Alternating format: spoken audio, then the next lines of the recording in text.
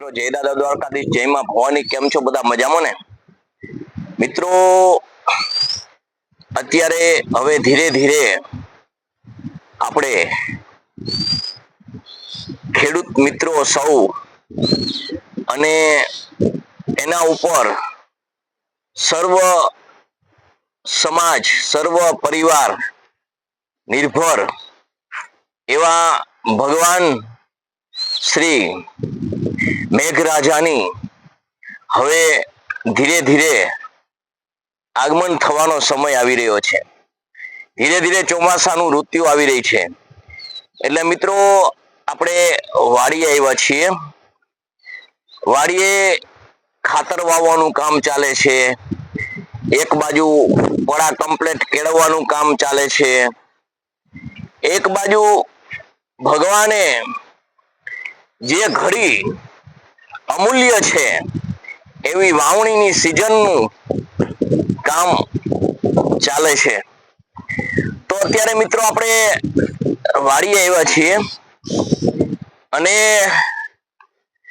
ખૂબ સરસ મજાનું ભગવાને સરસ મજાનું બનાવેલું નિસર્ગના ખોળે ખીલતું એવું વાતાવરણ અત્યારે છે. ચારે બાજુ સરસ મજાની ઠંડી હવા આવે છે. સાંજનો સમય થવા આવ્યો છે અને સરસ મજાનો શીતળ છાંયો છે. તો આજે મિત્રો આપણે વાત કરવી છે બાપ.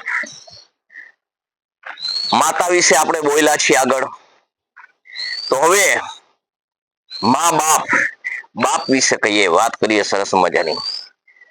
મિત્રો બાપ એટલે એક એવું પાત્ર છે કે જે જન્મદાતા છે આપણા માતા પિતા, એમાં બાપ એક એવું પાત્ર છે કે કાયમી માટે પરિવાર માટે સમર્પણની ભાવના જ હોય છે. કંઈક આપવાની ભાવના હોય છે. મારું સંતાન કઈ રીતે સુખી થાય, એક જન્મ આપી અને જીવનભર જવાબદારી નિભાવતું કોઈ પાત્ર હોય તો મિત્ર બાપ છે. બાપ એટલે બળતરાથી મુક્ત સંતાન. બાપ એટલે બધી જવાબદારીમાંથી મુક્ત સંતાન. બાપ એટલે બધી બળતરાથી મુક્ત સંતાન. બાપ એટલે બધી મુશ્કેલીઓનો સામનો કરવાનું તમારી આગળનું કોઈ પાત્ર હોય તો એ બાપ છે.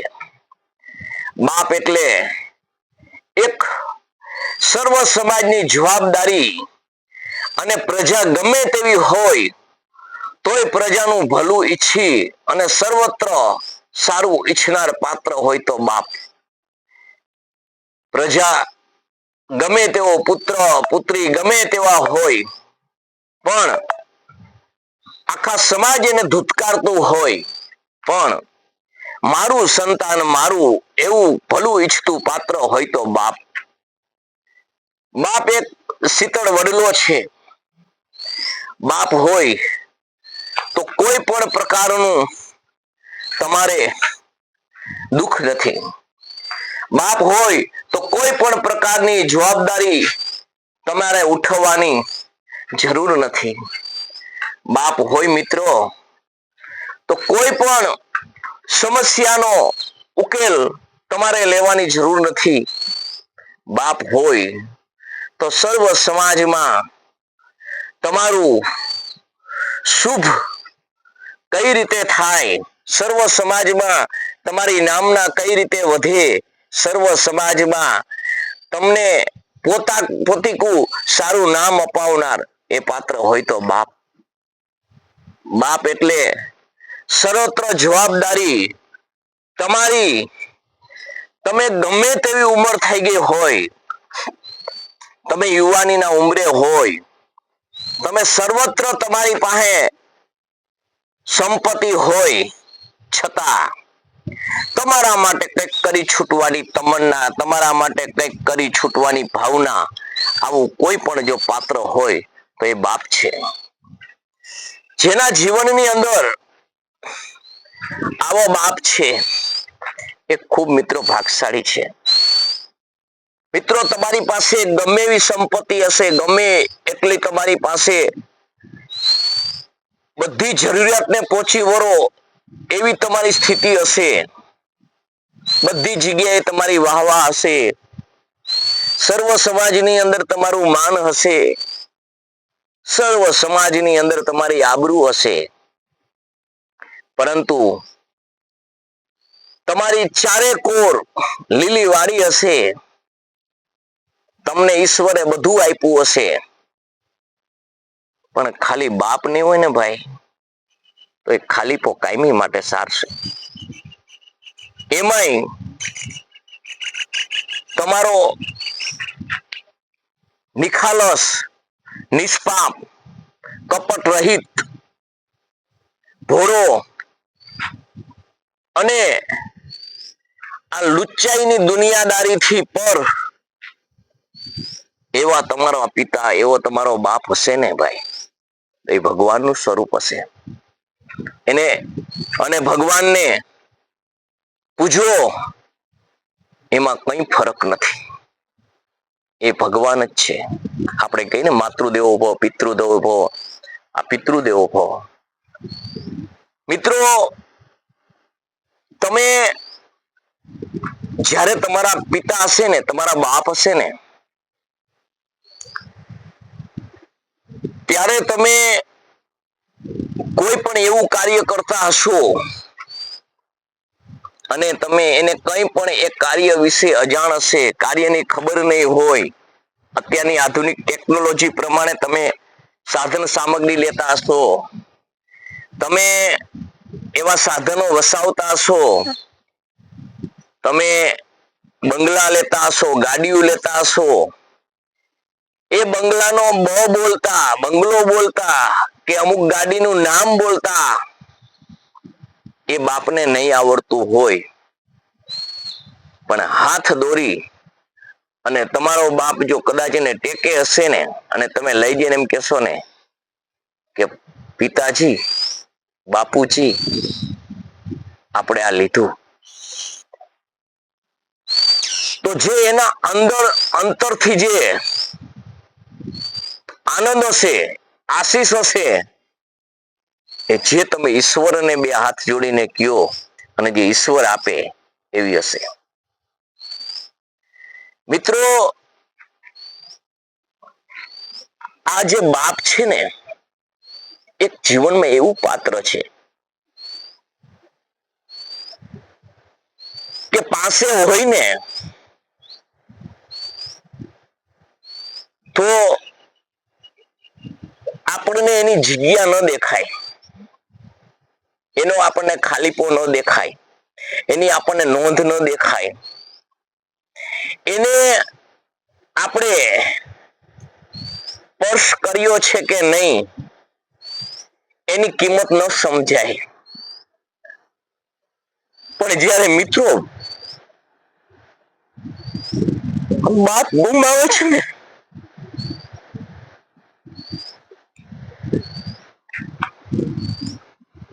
ત્યારે તમારો અખૂટ વૈભવ હશે એ ખાલીપો લાગે છે. બાપની ખોટ હંમેશા માટે સારે છે.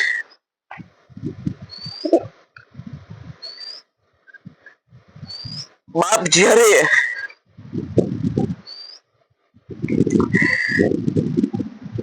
સંતાનો માટે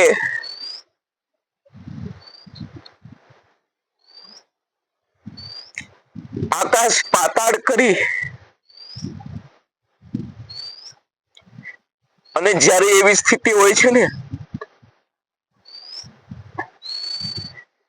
ત્યારે પોતે પરિસ્થિતિ સામે લડી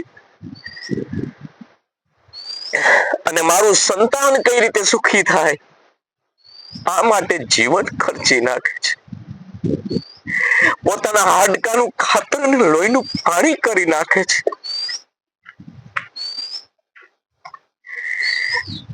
આ બાપ જ્યારે પોતાના સંતાન માટે રાત દિવસ કાળી મજૂરી કરે છે, મહેનત કરે છે, પણ થાક ખાતો નથી, એને થાક લાગતો નથી.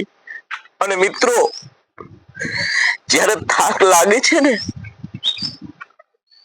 ત્યારે સાંજ પડે છે અને પરિવારના સામું જ્યારે જોવે છે ને, ત્યારે એનો થાક ઉતરી જાય છે. આવું પાત્ર કોઈ હોય ને તો એ બાપ છે. બાપ કોઈ પણ જાતની સંતાન પાસે અપેક્ષા રાખતો નથી. બાપ કોઈ પણ સંતાન પાસે એનું જરૂરિયાતની માંગણી પણ કરતો નથી. મિત્રો, આવા બાપને જ્યારે ખાલીપો થાય ને, આવો બાપ જ્યારે આ દુનિયા છોડીને જાય ને, ત્યારે ખરેખર સંતાન ઉપર આભ તૂટી પડે છે. સંતાનને જ્યારે જ્યારે સમય આવે છે ને, ત્યારે એનો ખાલીપો સારે છે. આ કરોડો લાખો રૂપિયાની મિલકત બાપે પેટે પાટા બાંધીને રાખી, અરે સ્થિતિ એવી હતી તો એને આમાંથી એક ચાન્સ આઘો ના કર્યો. આવો જ્યારે બાપ નો ખાલીપો હોય ને, ત્યારે સંતાનને ખૂબ ખટકે છે. સંતાનને એમ થાય છે સમય આવે કે કઈ એવી ક્ષણ ઈશ્વરને આપું કે એકવાર મારો બાપ બતાવે, મને ગમે તકે એને વૈભવ આપી દઉં પણ મને મારો બાપ મળે. અશક્ય, અશક્ય. મિત્રો, ગયેલો સમય, ગયેલી વાત અને ગયેલા મા બાપ કદી પાછા આવતા નથી. માટે મિત્રો, માતા પિતા હોય ને, માતા પિતા, એના માટે કંઈક કરી છૂટજો. માતા પિતાને એવું ન કહેતા કે તમે અમારા માટે શું કર્યું એમ. માતા પિતાએ કર્યું ને ત્યારે તો આપણે છીએ. માતા પિતાએ જ્યારે પેટે પાટા બાંધી અને જેવી એની સ્થિતિ હશે ને, એ સ્થિતિ તે દીની ભયંકર હશે. અને એ સ્થિતિમાંથી તમને જ્યારે આ બધું પગભર કરાવ્યા છે ને, એ પણ એના માટે ઘણું હતું. અને એ વારો તમારો પણ આવશે, ત્યારે તમને સમજાશે માતા પિતાની કિંમત. મિત્રો, બાપ છે ને, બાપ એ કોઈ દિવસ સંતાન પાસે જીદ નહીં કરે. તમારી પાસે ગમે એવી સંપત્તિ હશે ને, તમે પહેરાવશો ને, એમ કેશો ને હવે આવું પહેરી લ્યો ને પપ્પા, આવું લેવો ને, હવે શું વાંધો છે, ત્યારે કહેશે ના ના ના, મારે કઈ જરૂર નથી. કેમ? એ તમારું એક ખોટું કે જરૂરિયાત વગરનું એક પાછું તમારું જાય ને, એ એને પસંદ નથી. કારણ કે સમયમાંથી પસાર થયા છે, એને ખબર છે કે સમય શું કરે. ગમે એટલું પોતે જે કરશે ને, એ તમારા માટે જ કરશે. મિત્રો, જીવનની અંદર બધી ખોટ બુરાશે, પણ મા બાપની ખોટ નહીં પુરાય. માટે મિત્રો, મારો આ ઉદ્દેશ એક જ છે આ વિડિયા પાછળ, કે માતા પિતા હોય ને એને સાચવી લેજો. આપણા ઋષિમુનિ કે માતૃદેવો ભવો પિતૃદેવો ભવો, કારણ કે માતા પિતા જ આપણા દેવ છે. ત્યારે તો આપણે અહીંયા આપણને જન્મ મળ્યો છે, ત્યારે આવી સરસ મજાની ભગવાનની સૃષ્ટિ જોઈ છે, હર કાર્ય કર્યું છે, એમાંથી આપણે સંત થયા છીએ, એમાંથી આપણે સુરા થયા છીએ, એમાંથી આપણે ઋષિમુનિ થયા છીએ. પણ જો માતા પિતા ન હોત તો શું હોત આપણે? માતા પિતા જ આપણું સર્જનહાર છે, સર્જક છે. માટે મિત્રો યાદ રાખજો કે બાપ છે ને એ એકદમ વિશેષ પાત્ર છે. બાપની તોલે કોઈ ના આવે. માતા પિતા એ તો માતા પિતા જ. મિત્રો આપણે કઈ છે ને, આપણે કહેવતો પણ છે કે જીવનની અંદર બધું થજો પણ મા બાપ ન મળજો. કારણ કે ભાઈ મરે ભવ સાંભળે, બેની મરે દસ જાય, પણ જેના બાળપણમાં માવતર મળે એને ચારુ દશાથી વાવડાવાય, ચારે બાજુથી નોંધારો થઈ જાય. તો મિત્રો આ વિડીયો તમને કેવો લાગ્યો તો મને તમારા મંતવ્ય જણાવજો. લાઈક કરજો, શેર કરજો, સબસ્ક્રાઇબ કરજો અને આવા વિચારો જીવનની અંદર ઉતારજો. જય માતાજી, જય દાદા દ્વારકાથી, જય મા ભવાની.